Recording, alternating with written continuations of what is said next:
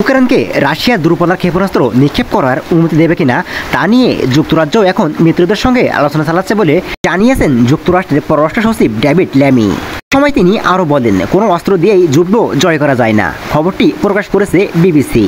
David Lammy তার বক্তব্যে বলেন, ইউক্রেনের কাছে ইতিমধ্যে যুক্তরাজ্য, মার্কিন যুক্তরাষ্ট্র এবং ফ্রান্স থেকে দূরপাল্লার ক্ষেপণাস্ত্র সরবরাহ করা হয়েছে।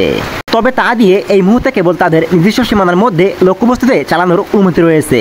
ইউক্রেনের প্রেসিডেন্ট জেলেনস্কি কয়েক মাস ধরে এই নিষেধাজ্ঞা তুলে নেওয়ার জন্য অনুরোধ করে আসছে, যাতে করে ইউক্রেন রাশিয়ার অভ্যন্তরে লক্ষ্যবস্তুগুলোতে দূরপাল্লার ক্ষেপণাস্ত্রের মাধ্যমে হামলা করতে পারে। বিষয়ে যুক্তরাষ্ট্র এবং যুক্তরাজ্য তাদের অবস্থান পরিবর্তন করতে পারে বলে আগে থেকেই ইঙ্গিত পাওয়া গিয়েছিল।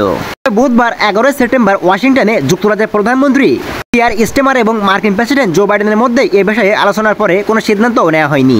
এদিকে ল্যামি বলছেন, যুক্তরাজ্য এবং অন্যান্য মিত্ররা 12 দিনের কম সময়ের মধ্যে নিউ ইয়র্কে জাতিসংঘের সাধারণ পরিষদে জেলেনস্কির সাথে দেখা করবে এবং তখন বিষয়টি নিয়ে আলোচনা করা হবে। এর আগে ইউক্রেনকে রাশিয়ার অভ্যন্তরে দূরপাল্লার ক্ষেপণাস্ত্র নিক্ষেপের অনুমতি না দিতে পশ্চিমা দেশগুলোর প্রতি আহ্বান জানিয়েছেন ভ্লাদিমির পুতিন।